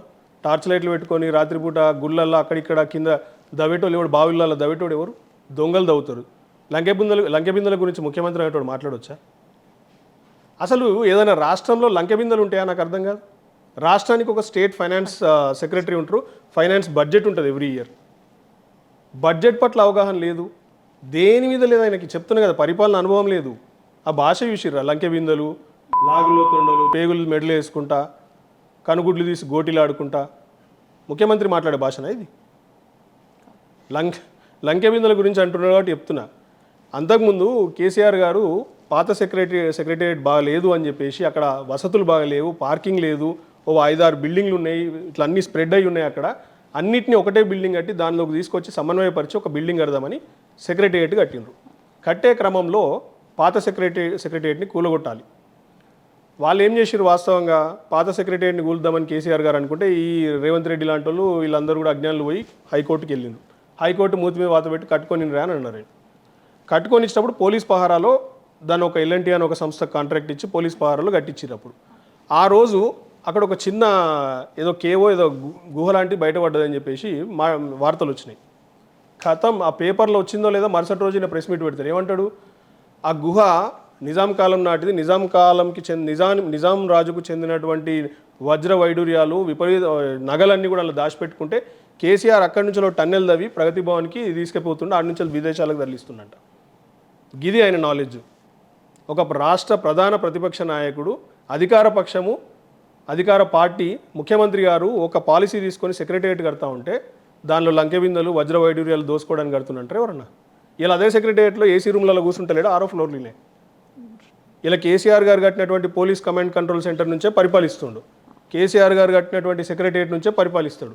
ఏడికి పోయినా కేసీఆర్ గారు చిహ్నాలు తీసేస్తా అంటాడు, చెరిపేస్తా అంటాడు. అవుతుంది అయినతని ఆయన వేసిన ఫ్లైఓవర్ల మీద తిరగబట్టే. ఊర్లలోకి పోతే ఆయన కట్టినటువంటి కలెక్టరేట్లలో రివ్యూ మీటింగ్లు పెట్టాలి, ఆయన కట్టినటువంటి మెడికల్ కాలేజీలకు ఓపెనింగ్లు చేయాలి. ఆఖరికి ఆ రివ్యూ మీటింగ్లలో ఎవరైనా వాటర్ తీసుకొచ్చి ఆయన ఇచ్చినటువంటి భగీరథ నీళ్ళే తాగాలి. చెరిపేస్తాడా చిహ్నాలు? సీఎం రేవంత్ రెడ్డి గారు ఏమన్నారంటే కేసీఆర్ అని ముక్క ములవనివ్వను అని కూడా అంటున్నారన్న, మరి దానికి ఏమంటారు అని కేసీఆర్ గారు మొక్కన అయ్యాల కేసీఆర్ గారు మొక్కన ఒక మహావృక్షం అయ్యాల. కేసీఆర్ గారికి ఎన్ని ఏళ్ళు ఉంటాయంటే 71 ఏళ్ళు, ఈయనకి ఎన్ని ఉంటాయి 54 ఏళ్ళు, 15 ఏళ్ళు తేడా ఉంది. అట్లా మాట్లాడవచ్చు ఒక పెద్ద మనిషిని పట్టుకొని. ఆయన జీవిత ఆశయము జీవిత ధ్యేయమే తెలంగాణ రాష్ట్రాన్ని తీసుకురావాలని చెప్పి 2001లో పార్టీ పెట్టి 14 ఏళ్ళు నిర్విరామంగా కొట్లాడి దేశంలో ఉన్నటువంటి అన్ని రాజకీయ పార్టీలను మెప్పించి ఒప్పించి ఒక రాజకీయ వ్యవస్థ ద్వారా తెలంగాణని తీసుకొచ్చినటువంటి మహా వ్యక్తిని పట్టుకొని మొక్కను మొలవనివ్వడం అంటే అజ్ఞాని కాకపోతే కొంచెమన్నా నాలెడ్జ్ ఉండాలి ఆయనకి. ఆయన ఇలా మొక్కలాగా ఉన్నాడు, ఆయన ఒక మహావృక్షంలాగా ఉన్నాడా? మరి ఆ మాటలేంది చెప్తున్నా, ఇవే అరగెంట్ బల్బ్ మాటలు ఇవి. ఆ రోజు ప్రతిపక్షంలో ఉన్నాడు మాట్లాడిండంటే అర్థం ఉండాలి, ఓకే పర్లేదు ఏదో మాట్లాడిండు, ఇలా అధికారంలోకి రావడానికి నానా రకాల బూతులు పిచ్చి పిచ్చి ప్రయత్నాలు చేసిండు వచ్చిండు. మరి ముఖ్యమంత్రి సీట్లో కూర్చున్నాకనైనా డీసెంట్గా ఉండాలా వద్దా? ముఖ్యమంత్రి సీట్లో కూర్చున్న 6 నెలలకు ఎంపీ ఎలక్షన్లు వచ్చినాయి, 4 నెలలకు ఏమో. అప్పుడు ఏమంటాడు, ప్రతిపక్షాలని పొట్ట జీరి పేగులు తీసి మెడలో వేసుకొని ఊరేగుతాం నా కొడుకులారా అంటాడు. చిన్న చిన్న పిల్లలు కూడా టీవీలు చూస్తారు. మా పిల్లలకి చెప్పినాము, అవి సెన్సార్ వాళ్ళకి చూపిస్తలేరు, వాళ్ళు అట్లా ఎట్లా పడతారు అట్లా టీవీ ఛానళ్ళు పంపిస్తుర్రు, మీ పిల్లల్ని జర రేవంత్ రెడ్డి వచ్చినప్పుడు టీవీ బంద్ చేయండి అని చెప్తున్నాం మేము. అట్లుందని అది. నీళ్ళ విషయంలో ఇప్పుడు ఆంధ్ర ప్రభుత్వంతో తెలంగాణ ప్రభుత్వం లాలుచి ఉన్నాయి. అవునండి, ఇప్పుడు చంద్రబాబు నాయుడు గారు లోకేష్ గారు అయ్యా కొడుకులు. చంద్రబాబు నాయుడు గారు 2014లో ఆంధ్ర రాష్ట్రానికి ముఖ్యమంత్రి, ఇక్కడ మనకు కేసీఆర్ గారు తెలంగాణ రాష్ట్ర ముఖ్యమంత్రి. తెలంగాణ రాష్ట్రంలో మొదటి ట్యాగ్ అయినటువంటి నీళ్లు నియామకాలు నిధులు, దాంట్లో భాగంగా నీళ్ళని తీసుకురావడానికి ఆ రోజు కాళేశ్వరం ప్రాజెక్ట్ని ప్రతిపాదించారు. అప్పుడు గతంలో ఉన్నటువంటి ప్రాణహిత చెవెళ్ళ ప్రాజెక్టే తర్వాతి కాలంలో దాన్ని రీడిజైన్స్ చేసి కాళేశ్వరం ప్రాజెక్ట్ అని మనం నామకరణం చేసుకొని కట్టుకున్నాం. ఆ కట్టుకునే ప్రాసెస్లో కేంద్రం నుంచి మనకు రావాల్సినటువంటి అనుమతులు మనం తెచ్చుకునే ప్రాసెస్లో ఇదే పెద్ద మనిషి చంద్రబాబు నాయుడు అప్పుడు ఆంధ్ర రాష్ట్రానికి ఉన్నటువంటి ముఖ్యమంత్రి హోదాలో 5 లేఖలు రాసిండు కాళేశ్వరం ప్రాజెక్టు కట్టద్దని చెప్పి. ఇలా గోదావరి నదిలో తెలంగాణ వాటా 968 టీఎంసీల నీళ్లు, 968 టీఎంసీల నీళ్ళ కేటాయింపు ఉన్నప్పుడు గంతే విలువకు ఆ 928 టీఎంసీల వరకు మనం ప్రాజెక్టులు కట్టుకునే అవసరం మనకుంది. అండ్ ఆల్సో మనకి ఇచ్చినటువంటి నిర్దేశించినటువంటి వాటర్స్ అవి మనం కట్టుకుంటే ఆయన నొప్పింది నాకు అర్థం కాదు. రెండోది, ఇవాళ వారు ప్రతిపాదించినటువంటి బనకచెర్ల ప్రాజెక్ట్ ఏదైతుందో తెలంగాణ రాష్ట్ర గోదావరి నీటి వాటాని మీరు ఫస్ట్ కంప్లీట్ చేయకుండా బనకచెర్లకు నీళ్లు తీసుకుపోతా అంటే తెలంగాణ ఒప్పుకోదు అని అంటున్నాం. తెలంగాణ రాష్ట్రంలో ఇలా 968 టీఎంసీలో మనం వాడుకునేది కేవలం 250 300 టీఎంసీలు. మన కాళేశ్వరం మొత్తం కొడితే మల్లన్న సాగర్, రంగనాయక సాగర్, కొండపోచమ్మ సాగర్, ఈ మేడిగడ్డ, ఇవన్నీ బ్యారేజ్లు రిజర్వాయర్లు అన్నీ కలుపుకున్నా మొత్తం మళ్ళీ శ్రీరామ్ సాగరు, ఎల్లంపల్లి, కడెము అన్నీ కలుపుకున్న 250 టీఎంసీలు మించి ఉండవు గోదావరి మీద. మరి ఇంకా 710 టీఎంసీల నీళ్లు మనం వాడుకోవడానికి, ప్రాజెక్టులు కట్టుకోవడానికి మనకు అనుమతులు ఉన్నాయి. మనం వాటిని ఫస్ట్ వాడుకోకుండా దాంట్లోనే వీళ్ళు మిగులు జలాలు ఇవి సముద్రంలో కలుస్తున్నాయని చెప్పేసి మనకు చెల్లగట్టుకుంటా అంటారు. ఇవి 968 ఫస్ట్ ఇక్కడ వాడని, అప్పుడేమైనా మిగిలితే దాంట్లో కూడా మళ్ళీ తెలంగాణ వాట ఎంత, నీ వాట ఎంత.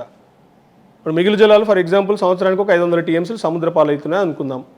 దాంట్లో మనకు ఒక 250 టీఎంసీలు, వాళ్ళకు 250 టీఎంసీలు, అట్లయితే ఉండాలి కదా.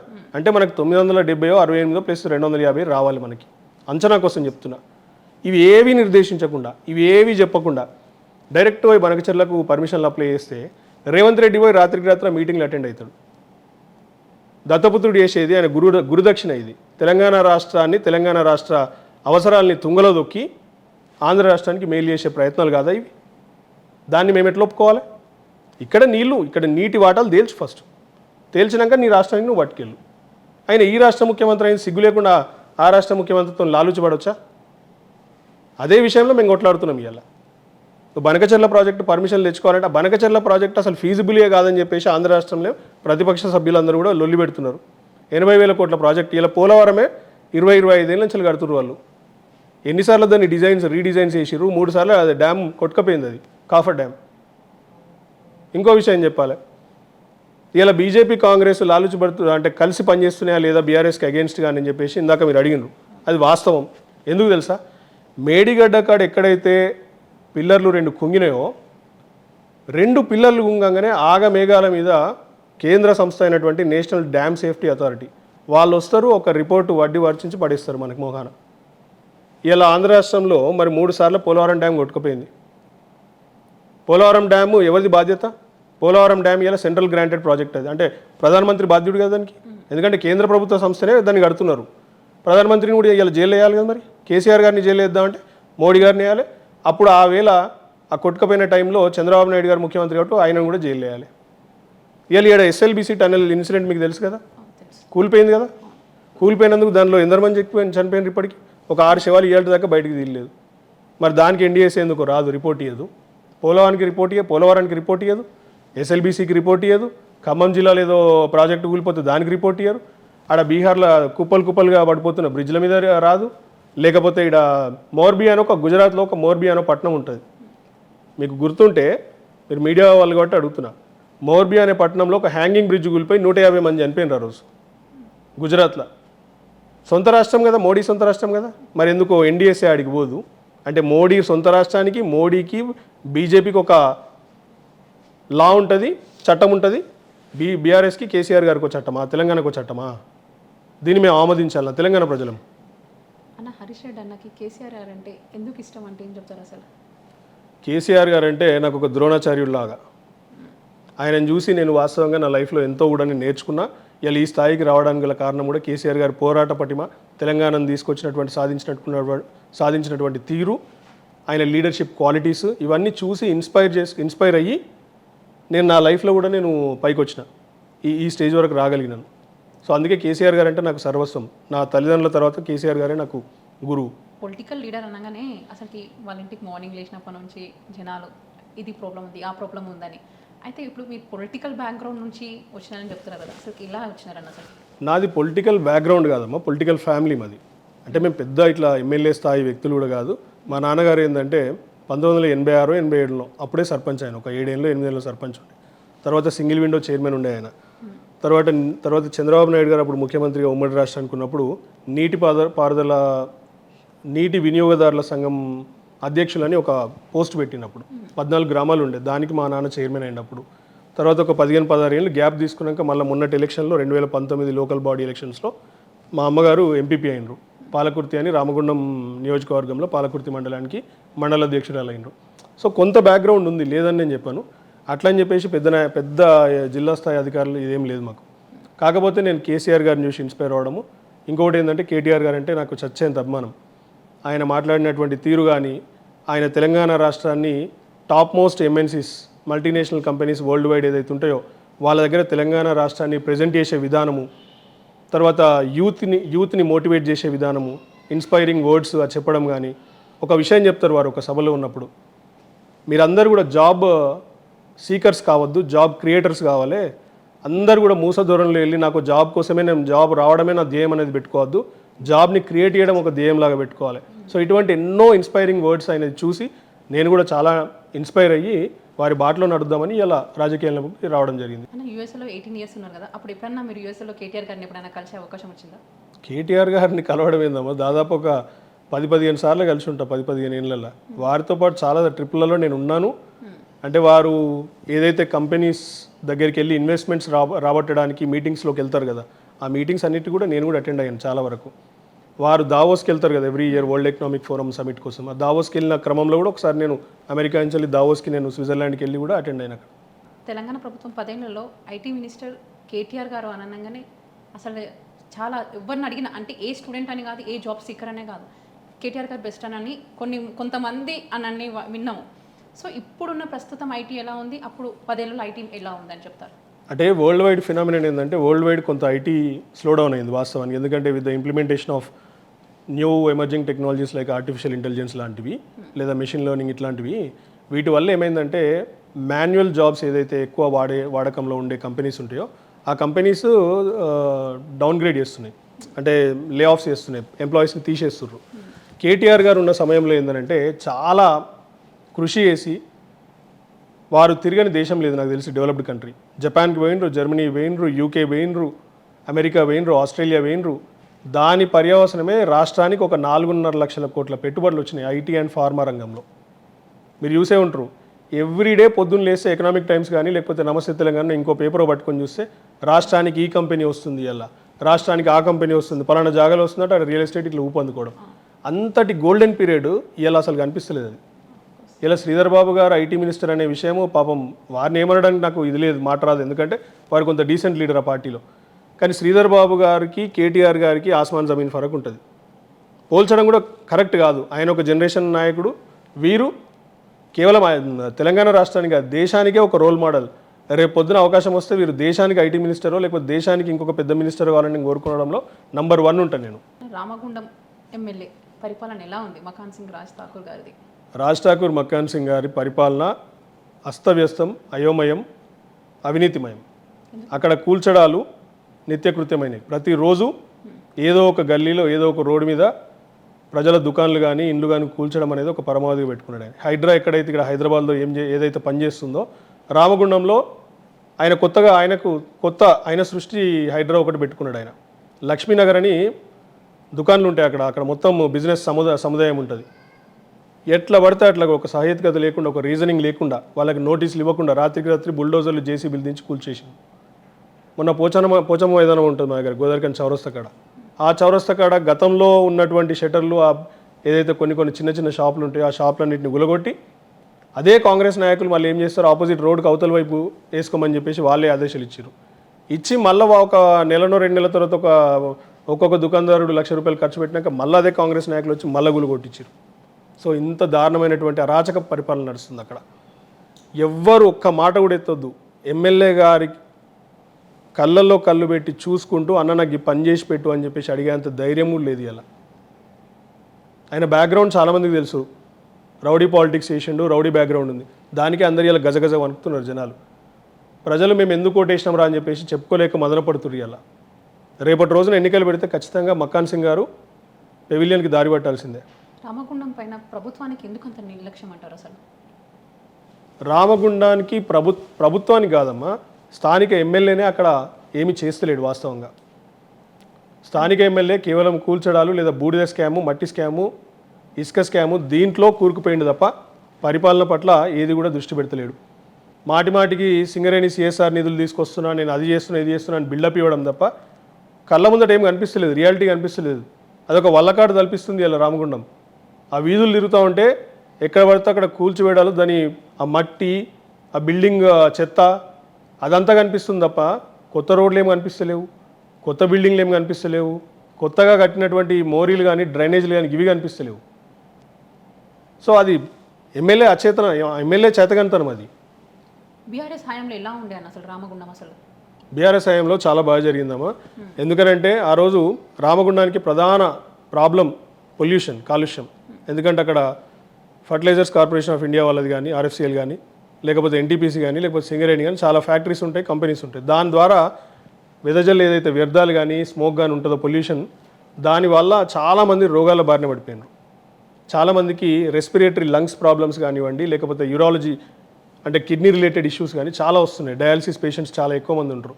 వాళ్ళకి ఉన్నటువంటి ప్రాబ్లమ్స్ దృష్ట్యా కేసీఆర్ గారు 33 జిల్లాలలో 33 గవర్నమెంట్ ఆసుపత్రులు కట్టినటువంటి విషయం మీకు తెలుసు. కేవలం రామగుండానికి, కేవలం పెద్దపల్లి జిల్లాలో మాత్రమే జిల్లా హెడ్ క్వార్టర్స్ కాకుండా రామగుండం అనే పట్టణంలో మెడికల్ కాలేజ్ ఒకటి సింగరేణి తరఫున శాంక్షన్ చేయించి కట్టించినటువంటి ఘనత అది కేసీఆర్ గారి ప్రభుత్వానికి. మాకు అక్కడ గోదావరి మా దగ్గర నుంచి వెళ్తూ ఉంటుంది. తలాపున పారుతుంది గోదావరి, మా చేను మా చిలక ఎడారి అని చెప్పేసి ఒక పాట పాడినాం మేము అక్కడ. ఆ పరిస్థితులు మా కళ్ళ కట్టినట్టుగా అనిపిస్తాయి. లిటరల్గా చెప్పాలంటే మా ఊర్లకి ఓ 1/2 కిలోమీటర్, 1/4 కిలోమీటర్ దూరంలో గోదావరి ఉంటుంది. మా పొలాలకి గోదావరి నీళ్ళు రావు. మళ్ళీ మా పొలాలకి గోదావరి నీళ్ళు ఎక్కడి నుంచి వస్తాయి తెలుసా? ఎక్కడో పోచంపాటి శ్రీరామ్ సాగర్లో కట్టిన నిజామాబాద్ జిల్లా నుంచి వెళ్ళి కెనాల్స్ వేసి D83 కాలువ ద్వారా మాకు వస్తాయి. సో ఆ సిచ్యువేషన్ చూసి అప్పుడు మాజీ ఎమ్మెల్యే ఎవరైతే సోమారపు సత్యనారాయణ గారు ఉన్నారో వారు కేసీఆర్ గారి దగ్గరికి పోయి మాట్లాడి ఒప్పించి కేసీఆర్ గారితో డిజైన్ చేయించి ఒక ముర్మూర్ లిఫ్ట్ ఇరిగేషన్ ప్రాజెక్ట్ అనేది ఒకటి కట్టింది ముర్మూర్ అనే గ్రామంలో. దానికి ఒక 80-85 కోట్లు అంటే వాళ్ళు గ్రాంట్ చేసారు ఫండ్స్. ఆ 80-85 కోట్ల ప్రాజెక్టులో దాదాపు 90-95% వర్క్స్ బీఆర్ఎస్ పార్టీ ప్రభుత్వంలోనే అయిపోయినాయి. అవి కేవలం 5% వర్క్స్ మాత్రమే మిగిలి ఉంటే, అంటే ఎన్నికల కోడ్ వల్ల దాన్ని ఓపెనింగ్ చేయకపోయి ఉంటే, ఈయన మకాన్ సింగ్ తర్వాత అక్కడ ఒక 5 మంత్రులు నిన్నగాక మొన్న లిటరల్గా 3 days బ్యాక్ 3 రోజుల క్రితం రాష్ట్ర 5 క్యాబినెట్ మంత్రులు ఆడికొచ్చి 5% వర్క్స్ కంప్లీట్ చేసిన ప్రాజెక్ట్ని రిబ్బన్ కట్ చేసి పోయినారు. ఇంత ఘోరం ఉంటుందా? 95% ప్రాజెక్ట్ ఏమో కేసీఆర్ గారు కడతారు, 5% ప్రాజెక్టు వీళ్ళు కట్టి 5 మంత్రులు వచ్చి రిబ్బన్ కట్ చేసిపోయారు దానికి. అట్లుంది అలా పరిపాలన రామగుండంలో. ఒకవేళ దేశంలో జమిలీ ఎలక్షన్స్ వస్తే బీఆర్ఎస్ పర్ఫార్మెన్స్ ఎలా ఉండబోతుందన్న అసలు? జమిలీ ఎన్నికలు వచ్చినా లేకపోతే దేనికి దానికి సెపరేట్ ఎన్నికలు వచ్చినా ఏ రకంగా వచ్చినా కానీ బీఆర్ఎస్ సెంచరీ కొట్టబోవడం మాత్రం ఖాయం. కేసీఆర్ గారు ముచ్చటగా 3వసారి ముఖ్యమంత్రి అవ్వడం కూడా ఖాయం. అండ్ కేంద్రంలో కూడా ఈసారి రాబోయేది సంకీర్ణ ప్రభుత్వం. ఇప్పుడు ఎట్లయితే సంకీర్ణ ప్రభుత్వం వచ్చిందో వచ్చేసారి కూడా సంకీర్ణ ప్రభుత్వమే రాబోతుంది.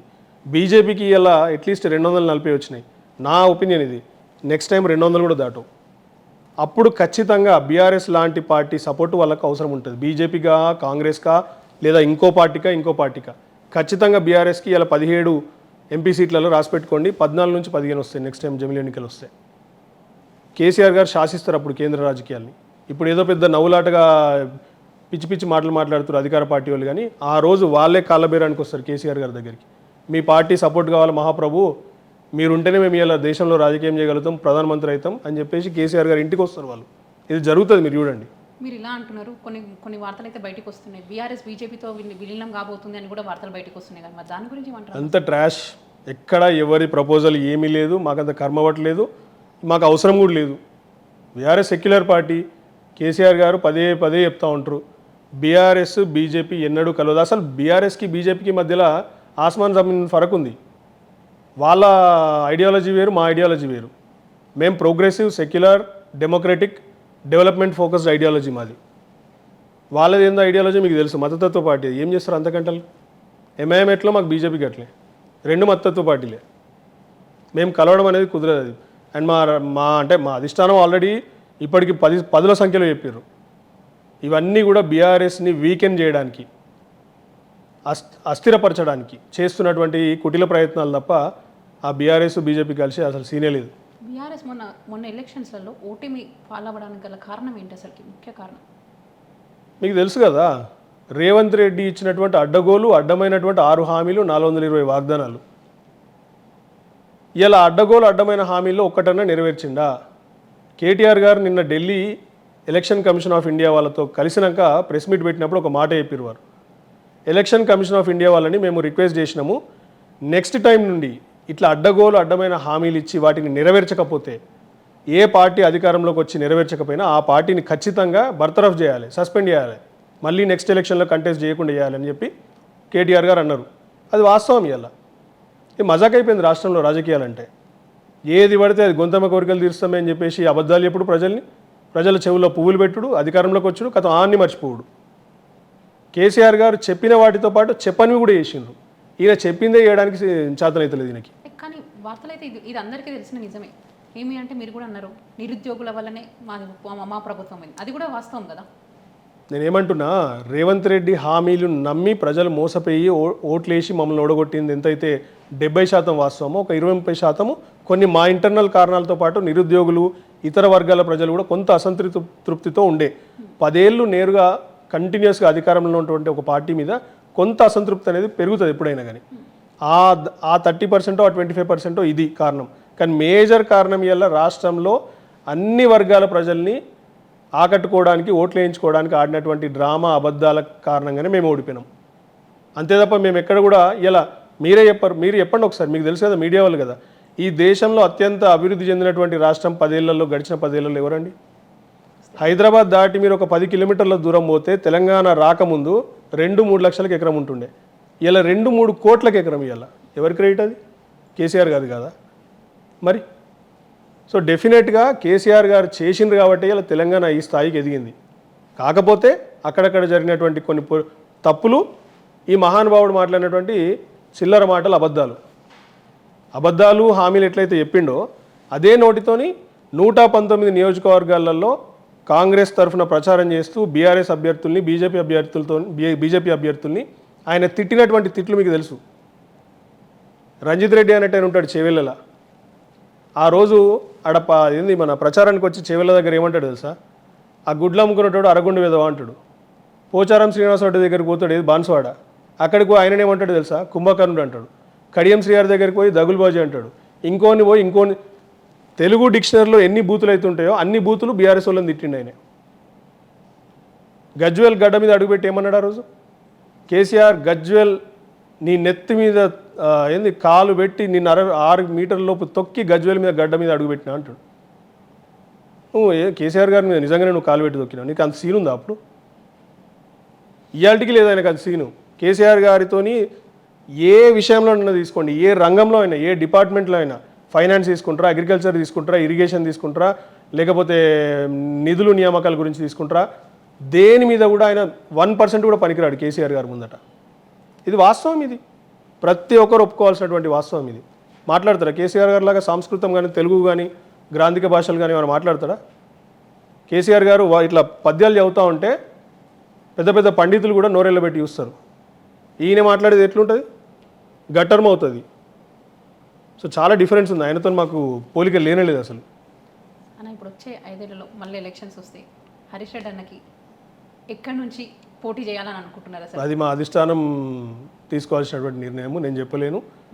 కాకపోతే ఖచ్చితంగా బీఆర్ఎస్ పార్టీ మళ్ళీ అధికారంలోకి రావడానికి నన్ను వారు ఏ వర్క్ ఇచ్చినా కానీ నేను శాయశక్తులా వర్క్ చేసి పార్టీని మళ్ళీ రూలింగ్లోకి, అధికారంలోకి తీసుకొచ్చి కేసీఆర్ గారిని ముఖ్యమంత్రిగా చేయడానికి శాయశక్తులా నా ప్రయత్నం నేను చేస్తాను.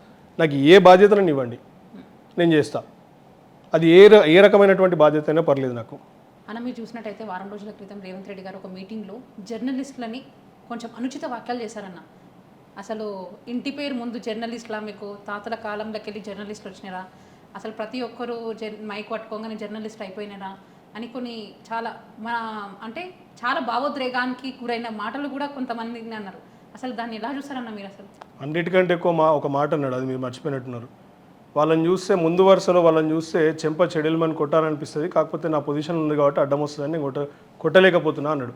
అంతకంటే ఘోరమైన మాట ఎవరు అనలేదు. రాష్ట్ర చరిత్రలో జర్నలిస్టులని అవమానించినటువంటి ముఖ్యమంత్రిగా ఈయన ఒక్కడే రికార్డులకు పోతారు రేపు. ఇలా అదే జూనియర్ జర్నలిస్టులు, అదే డిజిటల్ జర్నలిస్టులు, అదే యూట్యూబ్ జర్నలిస్టులు కాబట్టి ఈ పెద్ద మనిషి ముఖ్యమంత్రి సీట్లో కూర్చున్నాడు. అది వాస్తవం. కొందరు ఔత్సాహిక పరులు, కొందరు ఎవరైతే ఉత్సాహవంతులు, గతంలో రేవంత్ రెడ్డి ఇచ్చినటువంటి డబ్బులకు పనిచేసినటువంటి డిజిటల్ జర్నలిస్టులు ఉన్నారో, క్యూ న్యూస్ అధినేత తీన్మార్ మల్లన్న కానీ, తొలి వెలుగు రఘు కానీ, వీళ్ళు మైపాల్ యాదవ్ కానీ, వీళ్ళు మాట్లాడినటువంటి మాటలు ఉన్నాయి లేని కల్లిబొల్లి కబుర్లన్నీ కూడా కేసీఆర్ గారి మీద, కట్టుకథలన్నీ కూడా అల్లి కేసీఆర్ గారి మీద ఒక కృత్రిమ వ్యతిరేకతని క్రియేట్ చేసి కేసీఆర్ గారిని దింపేసారు. మరి అలా నిజంగా చెప్పాలంటే రేవంత్ రెడ్డి గారి ఏదైతే జుబ్లీహిల్స్ ప్యాలెస్ ఉందో, ఆ జుబ్లీహిల్స్ ప్యాలెస్లో ఒక రూమ్ ఫర్ జర్నలిస్ట్ అని ఒక రూమ్ కట్టించుకొని 100 మంది ఫోటోలు పెట్టుకొని దానిలో దండేసి దండం పెట్టాలి రోజు జర్నలిస్టులకి. జర్నలిస్టులు, డిజిటల్ యూట్యూబ్ జర్నలిస్టులు పెట్టిన భిక్ష ఆయనకు ముఖ్యమంత్రి పదవి. వారినే చెంపచెడ్డీలు అనిపిస్తాడంటే వాడు ఆయన ఎంతున్నాడు అసలు నాకు అర్థం కాదు. కొట్టడానికి కూడా అందరినీ అంటాడు ఆయన, లాగుల్లో తొండలు అంటాడు, గుడ్డలు ఉడేసి కొడతాడు ఒకసారి జర్నలిస్టుని. మీరు గుర్తుంచుకుంటే అసెంబ్లీలోనే మాట్లాడిండు, ఒక్కొక్కరిని జర్నలిస్టుని గుడ్డలు ఉడదీసి కొడతాను నేను, ఎట్లా పడితే అట్లా వార్తలు రాష్ట్రం అన్నాడు. మరి ఆ రోజు కేసీఆర్ గారి మీద కూడా నువ్వు అదేంది మానవ బాంబుల్ని పేల్చుతాం, నిన్ను తుపాకులతో కాల్చి చంపుతాం, రాళ్లతో కొట్టి చంపాలన్న రోజు నిన్ను మా కేసీఆర్ గారు అనలేక నా మాటలని. కేసీఆర్ గారికి సభ్యత సంస్కారం ఉంది, నీకు లేదు అది రేవంత్ రెడ్డి. ఇలా నువ్వే వాళ్ళని ఎట్లయితే చెంప పగలు కొడతా అంటున్నావు కదా, వాళ్ళు నీ 2 చెంపలు వాయించి ఇలా నువ్వు కూర్చున్నటువంటి గద్దె నుంచి దించి నిన్ను రాజకీయంగా బొంద కూడా వాళ్ళే పెడతారు నిన్ను. గుర్తుంచుకో రేవంత్ రెడ్డి, ఎవరితోనైనా పెట్టుకో ఈ దేశంలో. జర్నలిస్టులతోని ఇప్పుడు రాబోయేదంతా కూడా డిజిటల్ జర్నలిజం యుగం. వాళ్ళతోని కానీ, యూట్యూబ్ జర్నలిస్టులు కానీ, సోషల్ మీడియా జర్నలిస్టులను కానీ వాళ్ళతో పెట్టుకుంటే బిడ్డ నిన్ను దించి రాజకీయంగా నిన్ను బొంద పెడతారు, సమాజ్ చేస్తారు. రేపు గుర్తుపెట్టుకో. చివరికి మన తెలంగాణ ప్రజలకు ఏం చెప్పబోతారన్న అసలు మీ నుంచి, హరీష్ రెడ్డి అన్న గురించి? తెలంగాణ ప్రజలు నేను చెప్పేది ఏముండదు. తెలంగాణ ప్రజలే నాకు ఎంతో చెప్పిండ్రు ఆల్రెడీ. ఊరికొక కొత్త విషయాన్ని నేర్పిస్తున్నారు ఈ ప్రభుత్వం చేస్తున్నటువంటి అఘాయిత్యాలు, అరాచకాల గురించి. కాకపోతే ప్రజలకు ఒకటి చెప్పదలుచుకున్నా, ఖచ్చితంగా రేపు రాబోయే స్థానిక ఎన్నికల్లో ఈ రాష్ట్ర ప్రభుత్వం, ఈ ముఖ్యమంత్రి గారు మిమ్మల్ని ఎట్లయితే దోకా చేసిర్రో, మోసం చేసిర్రో, అవన్నీ కూడా మీరు ఒక్కసారి రేపు ఓటింగ్ అనగా ఇలా రాత్రి గుర్తుంచుకొని అవన్నీ మైండ్లో పెట్టుకొని వెళ్ళి ఓటేయండి. మీకు ఎవరికి కావాల్సి వస్తే అప్పుడు ఆ నిర్ణయంతో ఓటేయండి. ఎందుకంటే మిమ్మల్ని ఈ రాష్ట్రంలో, ఈ దేశంలో ఏ నాయకుడు మోసం చేయలేనంతగా మోసం చేసిండు. రైతుల్ని, మహిళల్ని, వృద్ధుల్ని, ప్రతి ఒక్కరిని, నిరుద్యోగుల్ని, వీళ్ళు ఆఖరికి చంటి పిల్లలు వాళ్ళకి స్కూళ్ళకి ఏంది సైకిల్ కొనిస్తా అన్నాడు, ల్యాప్టాప్లు అన్నాడు. 10th పాస్ అయితే అర్రాస్ పాట పడినట్టు 10th పాస్ అయితే గింత అమౌంట్ ఇస్తా, ఇంటర్మీడియట్ చదువుకుంటే 10th పాస్ అయినాక గవర్నమెంట్ అమౌంట్ ఇవ్వడం ఏమన్నా బుద్ధిన నిర్ణయమైనా అదేమన్నా? ఇవాళ రేపు 10th పాస్ కానీ వ్యక్తున్నాడు ఎవరన్నా? ఇవ్వలేదు. సో ప్రజలు ఇవన్నీ కూడా ఒకసారి విజ్ఞప్తి చేస్తున్నా, స్థానిక సంస్థల రేపు రాబోయే ఎన్నికల్లో ఈ ప్రభుత్వానికి కర్రు కాల్చి వాత పెడితే తప్ప వీళ్ళకు దున్నపోతు మీద వాన పడినట్టే ఉన్నది తప్ప, మీరు కర్రు కాల్చి వాత పెడితే తప్ప వీళ్ళకి సిగ్గు రాదు, వీళ్ళకి బుద్ధి రాదు. వీళ్ళు ఇచ్చినటువంటి హామీల మీద వీళ్ళు దృష్టి పెట్టరు. సో ఖచ్చితంగా మంచి నిర్ణయం తీసుకోండి రేపు రాబోయే స్థానిక ఎన్నికల్లో. థ్యాంక్ యూ అన్న. థ్యాంక్ యూ అమ్మా. So much.